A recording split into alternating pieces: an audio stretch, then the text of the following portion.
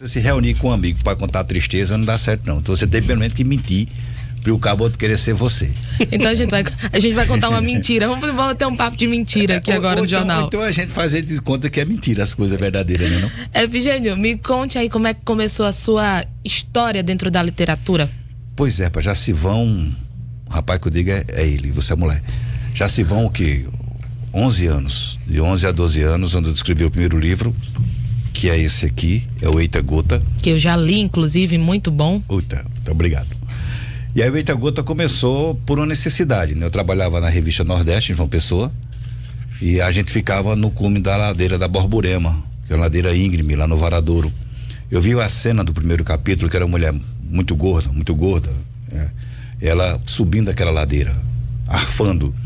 Eu disse, eita, um bichinho, que moleste é aquilo ali? E na frente dela um menininho, de mais ou menos, acho que tinha uns 10 a 11 anos, a cada passo que ela dava, o menino dava 5, 6, 8. E eu achei uma covardia, o menininho devia estar pelo menos puxando a véia. E a ladeira da Borborema, ela tem a calçada bem estreita. Em agosto, João Pessoa, ele chove e faz sol a cada 20, 30 minutos, parece Belém do Pará. Cai sol e aquele calor pegajoso que fica entre nas banhas da pessoa. Isso dá um conto.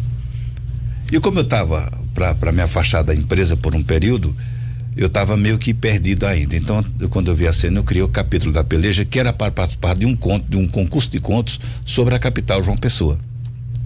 E o conto foi reprovado, de modo de que tinham 8 laudas, tinha 2 laudas a mais, era para ser somente 6.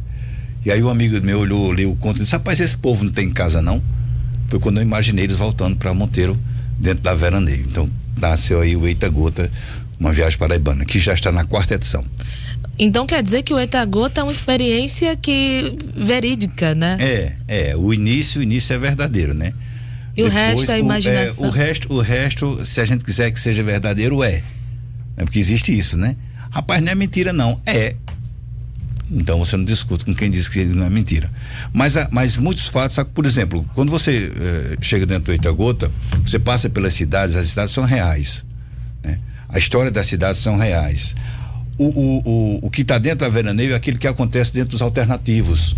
Quem viaja daqui para Soledade, daqui para Olivedos, quem vai daqui para Juazeirinho, quem vai daqui para Sapé, quem vai daqui para Serra Branca, então está dentro de um alternativo.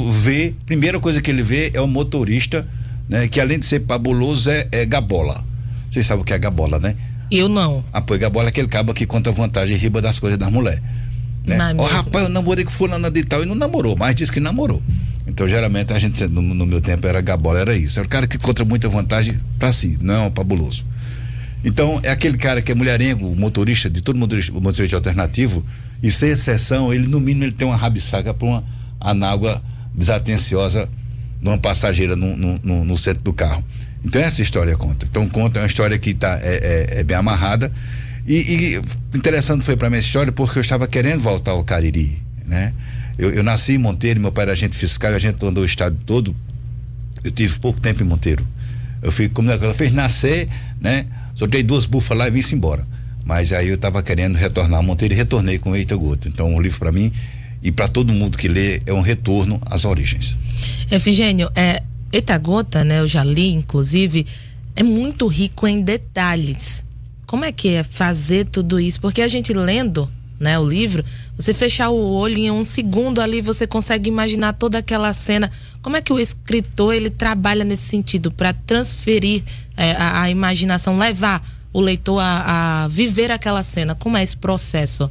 A gente imagina que o leitor esteja ao lado da gente escrevendo, né? Então, às vezes ele está comigo escrevendo e aí, como o Pedro tá aqui olhando a gente fazer a entrevista, mas ele tá presente, mas ele não tá totalmente, porque ele precisa fazer outra situação, outra coisa. Então, enquanto ele sai para tomar um café, para pegar uma água, aconteceu alguma coisa que eu tenho que contar para ele quando ele chegar. Então eu tento ser o máximo detalhista para que ele esteja dentro do livro, para que ele se sinta dentro da Veraneio, para que ele se sinta dentro da casa de Cício e de Luzia, para que ele se sinta na pensão de Zefa lá em Itaperuá. Então eu faço questão que quando eu dou detalhe na situação, eu mostro a ele, né, que ele é parte daquilo ali. Então a partir do momento que ele se envolve com a história da forma mais particular possível, mais dentro possível, ele é o livro. É essa a intenção. Efigênio, devolvi. O Eita Gota é uma viagem, aqui Eita Gota, uma viagem paraibana, ele retrata muito bem a questão do interior do estado, esse Cariri, a questão do povo interiorano. Qual a importância de, na literatura, nós termos essa identificação com o povo, inclusive parafraseando uma recente celeuma que está acontecendo de uma representante aqui de Campina Grande no reality show da Globo, que vem sendo aí vítima de muitos preconceitos. Xenofobia. Qual é a importância de termos essa identificação para inclusive termos orgulho de quem somos e de onde viemos? Dominante. A importância é dominante. Modo de que é o pessoal que faz a roda girar. Não é quem gira a roda, é quem faz a roda girar. Tu vai agora na Feira da Prata, o que é que tu escuta? O que está dentro do livro Eita Gota, falar da gente, a tradição da gente, os costumes nossos, tem que estar presente sim e sempre. Sim e sempre. Então, o preconceito linguístico, o preconceito social que existe contra nós nordestinos, que fomos a primeira parte do Brasil que foi invadida pelos portugueses. E não somos respeitados por isso. Por quê? Porque não nos deixamos respeitar. Às vezes, linguisticamente falando. Estão os principais resultados da pesquisa. Ai, gente. Depois eu falo com a senhora. Coisas do ao vivo.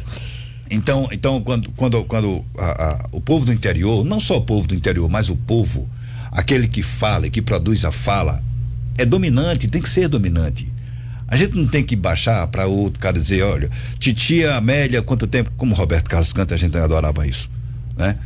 Porque quando você vai ao sul ou sudeste do país, o que eu falo titia, né? Que eles falam titia, né? Esporte, né? Essas coisas, a gente acha retado um negócio desse, mas se você fala ódio, que é como o baiano de Feira de Santana fala, sabe? Eles riem da gente, fica mangando.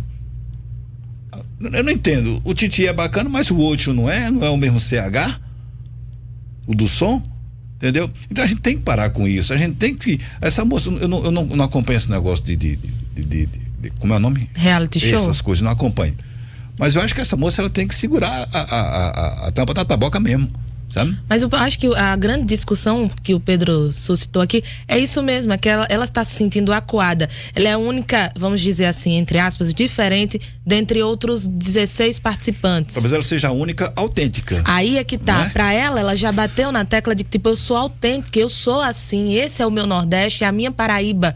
Enquanto que os outros acuaram, excluíram, simplesmente pelo jeito de falar que é diferente, pelos pensamentos. A gente assiste, Efigênio, e se enxerga muitas vezes e sente, né, essa diferença, porque ela está sendo o nosso retrato ali dentro.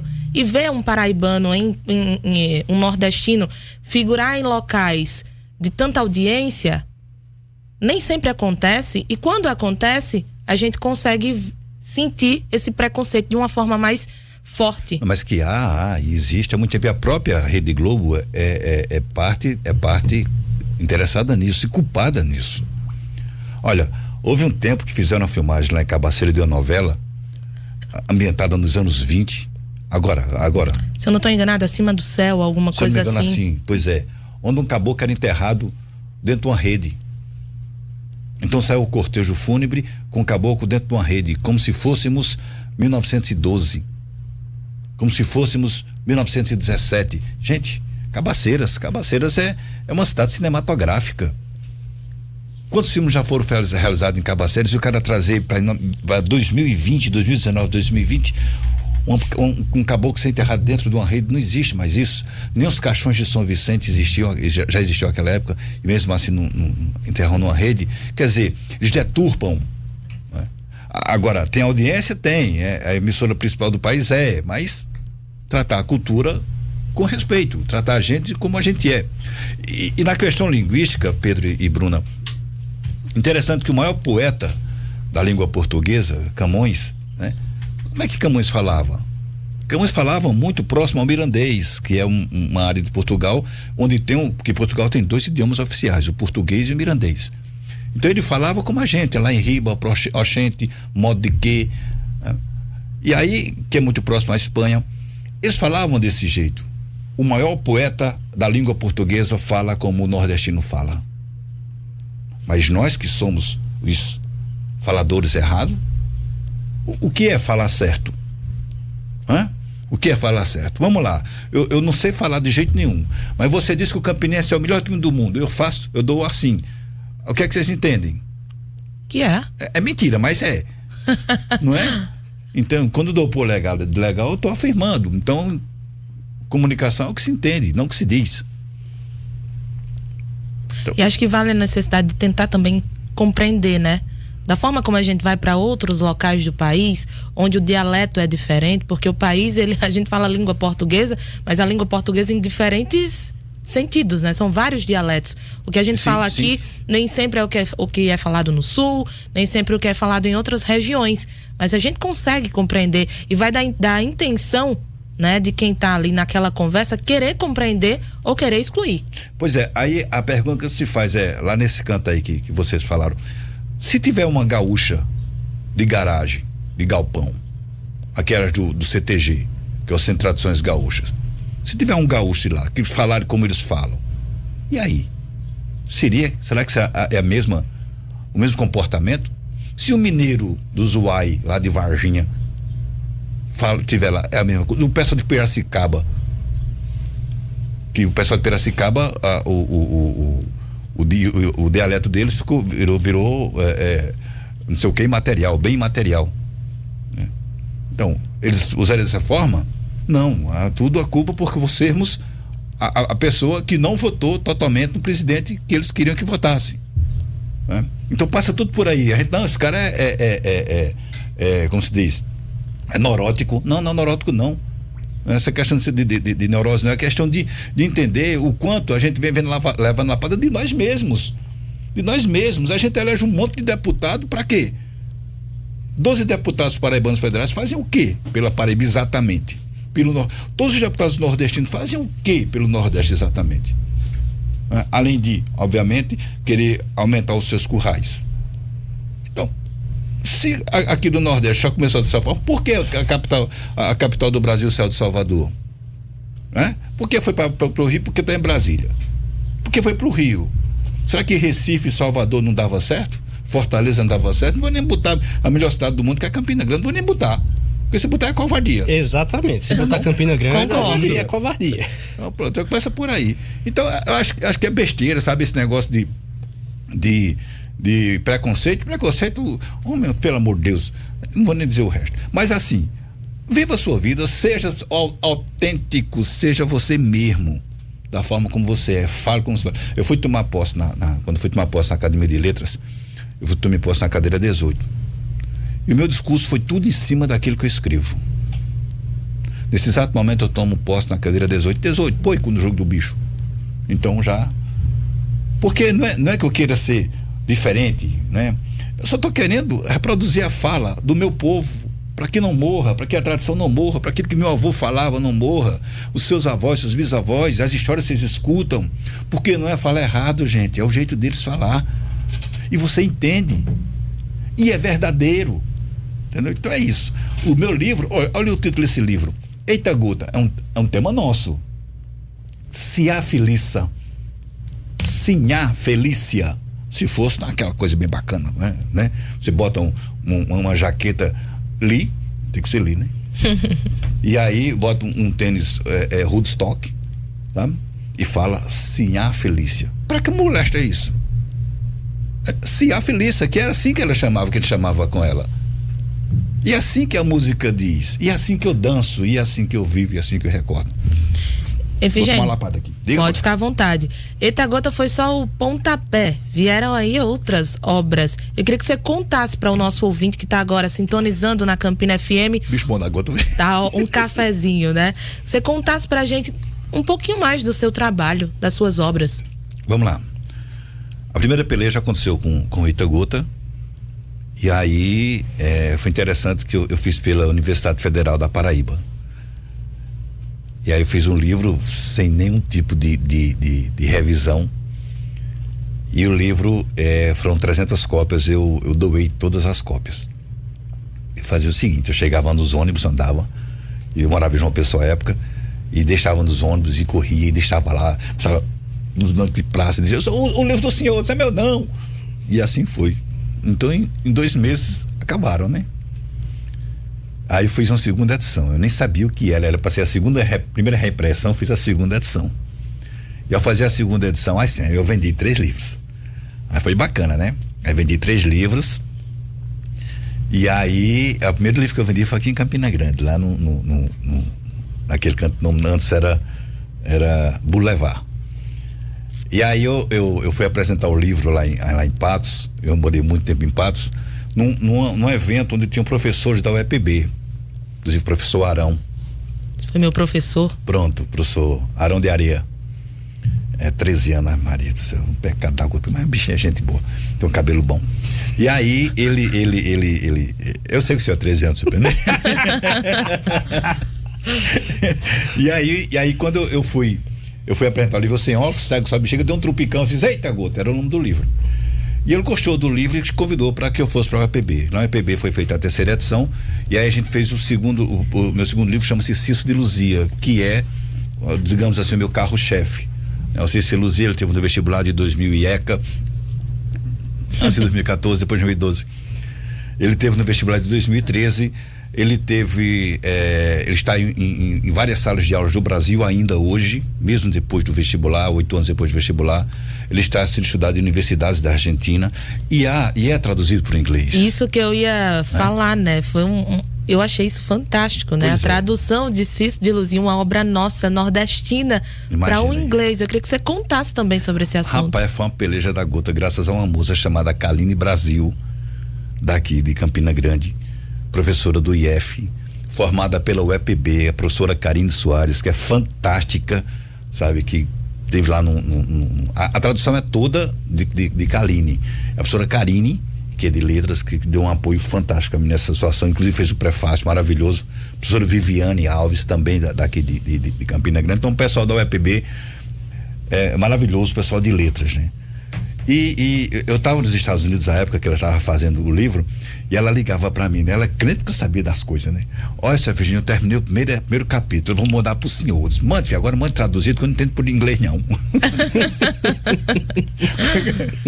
É que ela fez? Ela fez um trabalho de pesquisa imenso, né? Então, assim, eu escrevi o primeiro Cício, mas o inglês, os méritos de Kaline Brasil, cara, é fantástico o que Kaline fez. Que as expressões, né? Exatamente, nordestinas como é que no inglês. Consegue? E ela ligava pra mim, né? De 10 horas da noite, não tinha hora, ela ligava: o que o senhor quis dizer? Desse jeito, me chamando de senhor.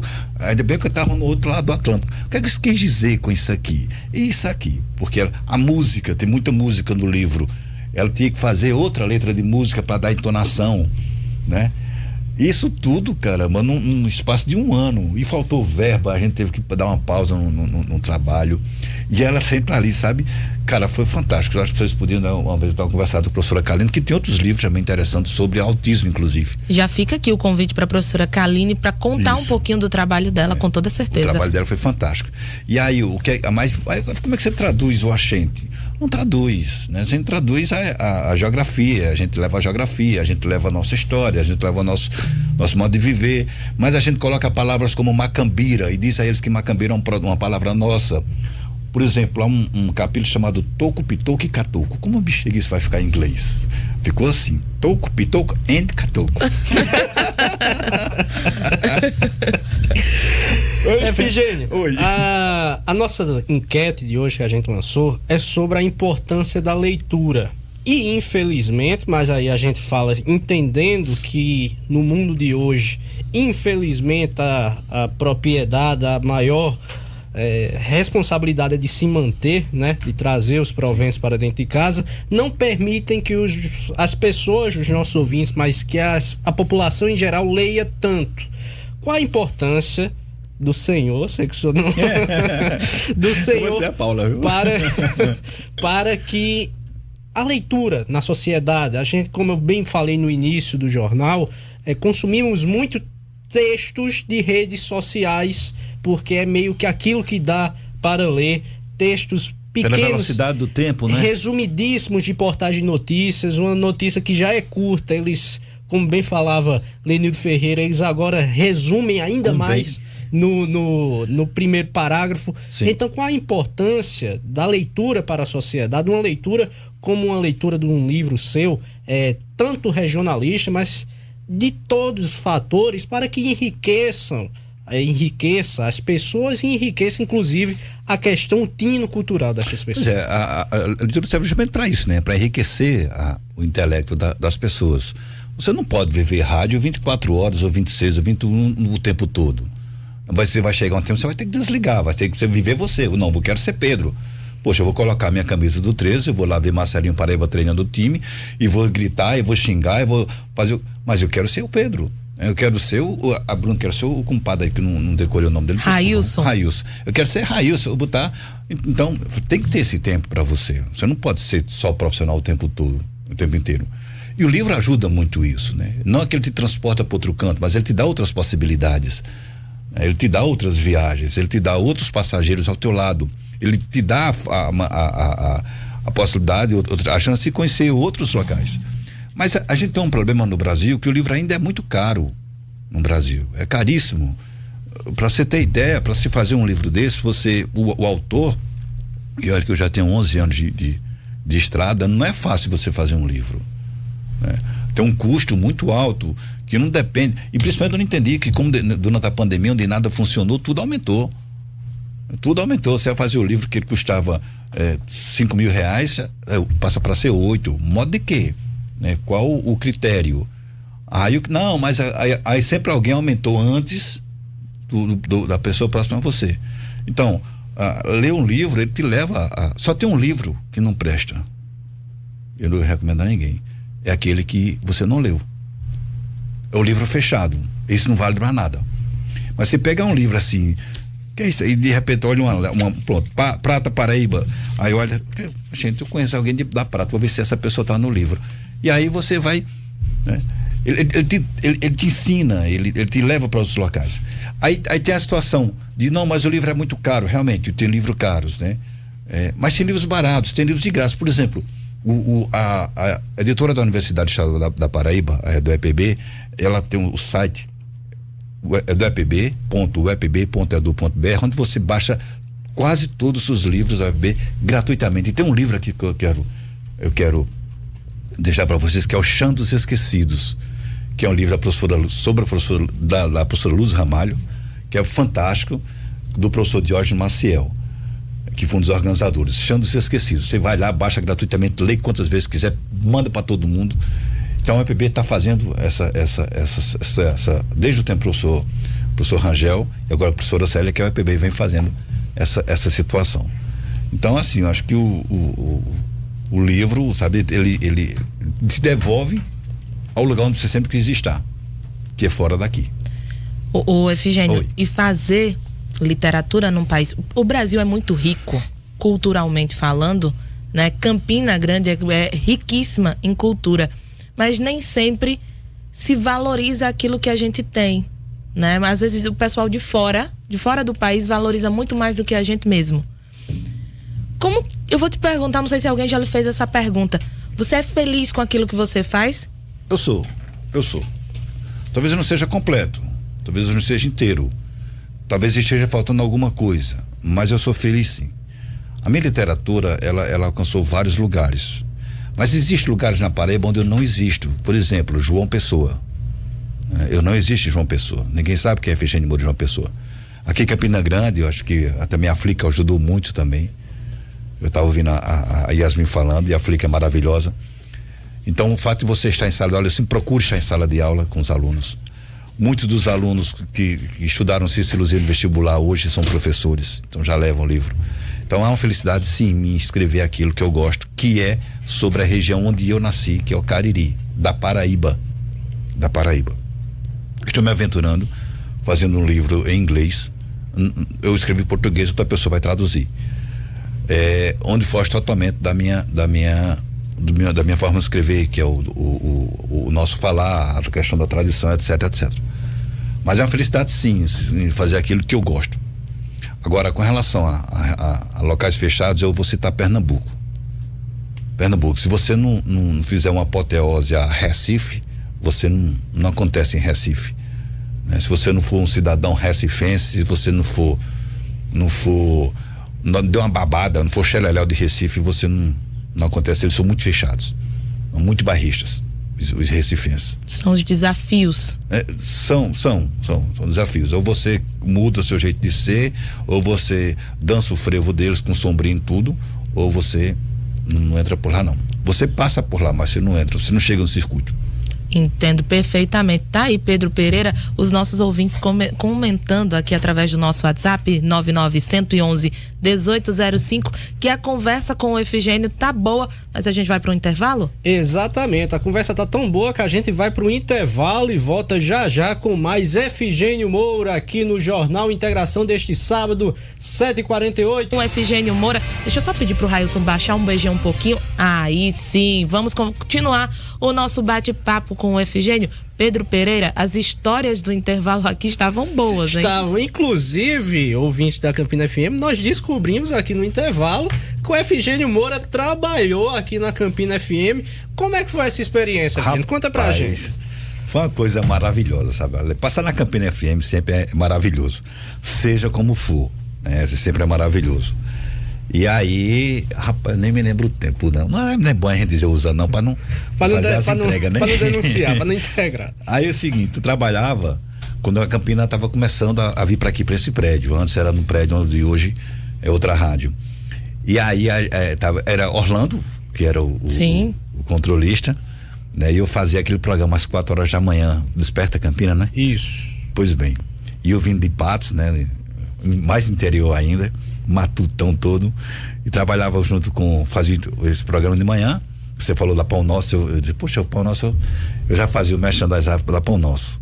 Eu trabalhava com Carlos Magno, com João da Paz, com Wilson Moore, aí tinha Vera já tava lá, rapaz.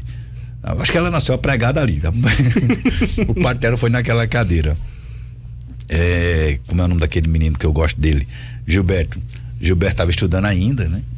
Ele estudava, fazia na UEPB e fazia aqui e eu tenho um amor imenso por Gilberto. Gilberto, apesar de ser torcedor do esporte, mas é um menino muito bom. Gostei que foi do esporte. Do esporte. E tinha quem mais? Assim, tinha um menino que faz um programa de rock, o Doido da Bexiga. Tinha Eric que saiu, né? Sim, Eric Alexandre. Eric Alexandre. Acho que botaram Eric Alexandre pra botar fora do teu trabalho. Eric passou um bom tempo aqui com a gente. Eric fazia à noite. Tinha um pastor que foi candidato a vereador agora, pastor. Como é o nome dele, rapaz? Que fazia o programa, depois dele entrou o Josinaldo. Que o programa de 8h da manhã era o carro-chefe da rádio, né? Sempre é, né? Mas foi fantástico aquele tempo, porque a turma era muito boa e eu muito novo, né? E o rádio começando a se firmar mais, mas foi um pouco tempo, mas um tempo muito bom. Efigênio, eu tô recebendo aqui uma mensagem da Vitória Maria, lá de Santa Bárbara 2. Ela mandou o seguinte: Efigênio, como gostaria que você e minha mãe tivessem se conhecido. Ela era uma escritora sonhadora, poetisa, a Lucília, Lulu do Canto Fino. Ainda lançou um livro, Correnteza de Lembranças. Foi uma sertaneja fiel às suas origens, era norte rio-grandense e já não está entre nós. Um abraço para você. Abraço, Vitória. Eu gostaria de ver esse livro. Abraço, Vitória. E perpetue a obra de sua mãe, viu? Perpetue. Fale com todo mundo. Aqui a Suzy de Lagoa Seca tá ótimo, né? Lagoa Seca diz que tá na escuta da Campina FM. Queria dizer que ela ama o Nordeste, ama o sotaque, ama Campina Grande e que conversa boa. Ela tá tomando um cafezinho em casa agora, ouvindo o Jornal Integração, que hoje traz o nosso escritor, né? É da gente, lá de Monteiro, mas é nosso. Paraíba, gente. Que leva a cultura nordestina a todos os cantos do mundo, já que Cício de Luzia vai estar. Cício and Luzia estará sendo traduzido para o inglês. Já foi, vai para o mundo. Inclusive, o Cício de Luzia tem uma história interessante dele, que ele estava para ser adotado, então ele estava para ser examinado por uma banca lá do condado de Brevard, na Flórida, onde ele ia ser avaliado para ir para a sala de aula no condado de Brevard, né? Que era a história do pessoal dos imigrantes. Lá na Flórida tem muitos imigrantes, poucos brasileiros, mas muitos latinos. Então ele queria ver a versão brasileira, como seria. E o livro traduzido para o inglês, ele estava lá, mas aconteceu a pandemia e escantearam tudo, eu me lasquei. financeiramente falando.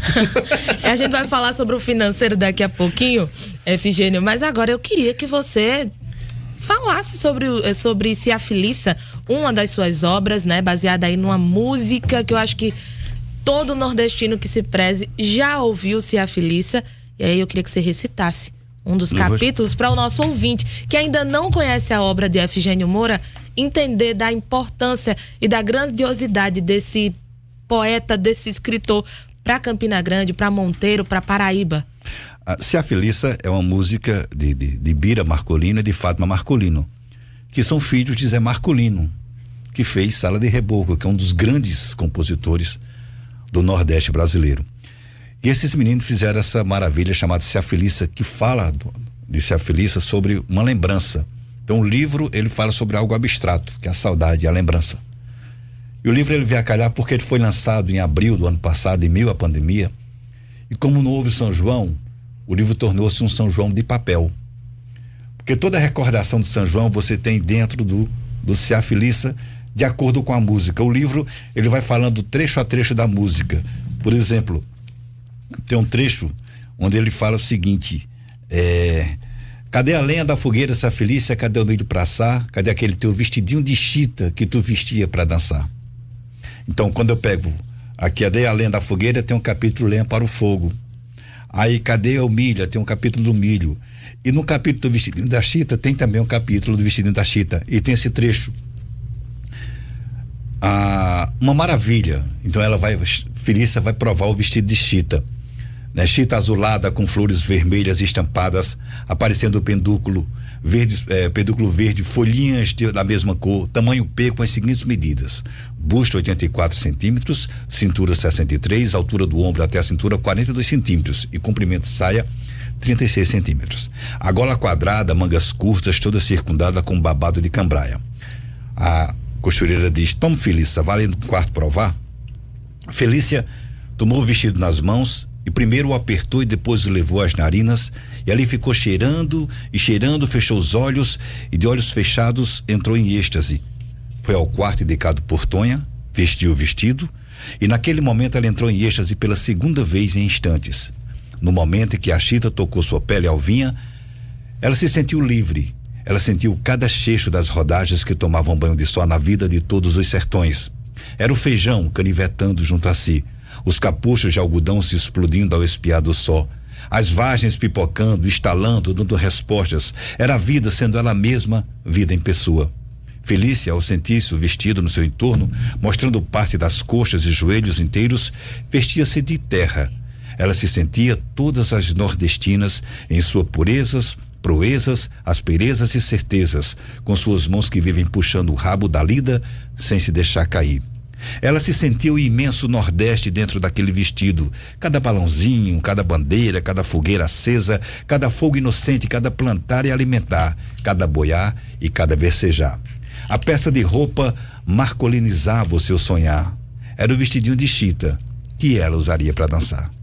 Olha aí, gostou, Pedro Pereira? Incrível, eu tava aqui com a mão no queixo, imaginando essa cena, imaginando toda essa riqueza, né? E é essa riqueza que a gente incita, e aí pode até parecer uma conversa saturada, mas é essa riqueza de você ser transportado para uma realidade que você não está vivendo, mas o livro tem essa... E que é tua, Pedro. Exatamente, que é nossa. A gente fala isso, Bruno Moraes, a gente pensa lá naquelas casas de sítio dos nossos avós, da infância, de muitas pessoas, inclusive que nos escutam, e que é a nossa realidade, é a nossa identidade, e que a gente tem que levar para o mundo e não ter vergonha dela. Exatamente. Porque é daqui que a gente saiu, e é essa bandeira, esse estandarte que a gente tem que levar. Se for pra China, tem que levar, porque como minha mãe diria, Efigênio e Bruna, se a gente não tiver orgulho do que a gente não é ninguém que vai ter por nós, né? E eu vou até perguntar, pode até parecer bobo, Efigênio, mas é tão rico, que é preciso um dicionário nordestino pra gente entender algumas questões. Existem umas expressões... Sim, são nossas. Que são nossas... que talvez, de fato, algumas pessoas não consigam compreender. Como é que faz para compreender tem algum dicionário que você indica? Tem um dicionário nordestino? Tem sim, inclusive o dicionário do Nordeste de Fred Navarro, você pode baixar gratuitamente, né? É da CEP, que é pernambucana, uma editora fantástica, e o livro é fantástico, e o melhor de tudo do dicionário é a apresentação, que é de Braulio Tavares. Só por aí você já bota o bicho grandão embaixo do sovaco e torna, né? E tem termos interessantes no dicionário. Por exemplo, ele fala o que é raposeiro, ele fala o que é ser 13ano. Então ele fala inclusive sobre a Xerox. Então ele fala muita coisa sobre tudo no Nordeste. Então eu indico muito esse livro, esse dicionário. Mas as palavras que eu uso no livro são palavras ou criadas, como o termo masculinizar, que é o verbo que vem dizer masculino, né?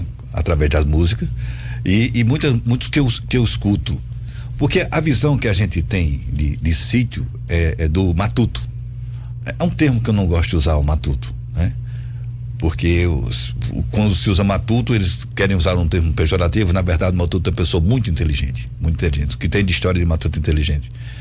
Então a gente geralmente, quando se usa alguma coisa, quando se pensa no sítio, você pensa naquela coisa, eita, questão da seca, não tem água para tomar, os gados tudo só chocar e balançando, o arrastar de chinela, mas não é, gente. Gente, o livro Cisto e Luzia, ele foi escrito dentro de uma fazenda, de um sítio, fazenda Macaxeira, onde eu vivi minha infância. Era lindo. Mas como é que você acha a seca? Minha esposa é da zona da mata pernambucana. Como é que você acha a seca bonita? Não é que ela seja bonita, cara, ela é real. Você não pode lutar contra aquilo que é real. Você não pode ter um Departamento Nacional de Obras contra a seca, né? Celso Furtado já dizia isso. A gente tem que ser a favor, se não a favor, parceiro da seca. Você abre a tua janela todo dia, ela tá lá, meu compadre. Você que é o intruso, não é ela. Então você tem que saber conviver com eles e tirar os proveitos. Naturalmente, você tem um monte de garrancho seco, não é bacana. Mas isso não é sempre. Você já viu a alegria de uma Semana Santa num Cariri? Você sabe o que é você ver a metamorfose de um umbu? Você sabe o que significa um pé de umbuzeiro? Você sabe o que é um umbu de vez estourando dentro dos olhos? Inclusive eu tenho um livro inédito chamado Aí é Flórida, que é quando eu morava lá, passei o tempo lá nos estrangeiros, que eu fiz uma alusão, né? Eu com saudade da Semana Santa, né? Semana Santa no Cariri vem chuva, vem umbu, sabe? Vem o forró, e daqui a pouco, depois da Semana Santa, vem o quê? O São João, né? Dia das Mães, São João, é tudo o motivo pra gente se ajeitar, porque no Cariri a gente não tem carnaval, não tem ano novo, a gente tem duas datas, que é Semana Santa e São João, e aí a gente se reúne, se junta. E eu fiz um conto em riba dessa situação, que é quando o umbu, ele de vez até ele chegar a se amadurecer e ficar pronto para umbuzada, né? Então você sabe o valor disso? Você já pegou um umbu assim e ficou olhando para, rapaz, o que significa esse fruto redondo e verde e às vezes meio amarelado? Já viu essa essência direitinho, devagarzinho? Já sabe que ninguém plantou ali, que ele nasceu sozinho? Sabe o que é que tem embaixo do pé do umbu, a árvore sagrada do sertão?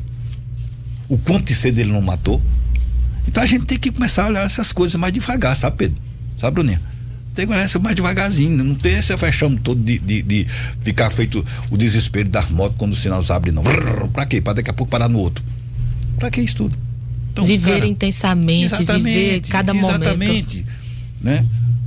Então é isso, a vida é simples, gente. A vida é simples, é só conseguir pagar as contas que Por falar em pagar as contas, a gente conversaria com o Efigênio aqui por horas e horas. Como disse o Alan Ferreira, que hoje está lá no Ceará, nas terras ali perto das terras do Anderson, no Barro, ali próximo, ele foi para Juazeiro também. Foi pagar a promessa. Foi lá, curtir o aniversário do irmão.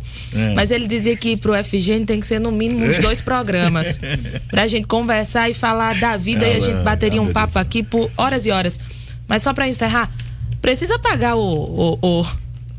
os honorários do escritor. Como é que o pessoal pode encontrar suas obras, pode adquirir Cia Felícia, Cisto de Luzia, Eita-Gota e as outras? Olha, aqui em Campina Grande, a gente, quem quiser encontrar as obras, encontra na livraria Espaço Cultura, que fica na Getúlio Vargas. Quem não quiser ir para lá, então for do outro canto, pode pedir no Instagram, né? Eu tenho que ter esses negócios, @Efigênio Moura, Não rouba Efigênio Moura, só @ Efigênio Moura. E no WhatsApp, né? O 999 993699900. Devagar, homem, pro pessoal escutar direitinho. 83999369100. Agora sim. Efigênio, muito obrigada pela sua participação aqui na Campina FM. Obrigado a você, muito feliz de estar de volta aqui. Prazer imenso, né, de conhecer o Pedrinho, conhecer o compadre, que eu não esqueci o nome de novo. Railson. Prazer imenso, né? E torcer para que a gente seja mais feliz. Volte sempre. Estou sempre à disposição. Muito obrigado. Conversa boa, infelizmente passa rápido. Na Paraíba agora 7h.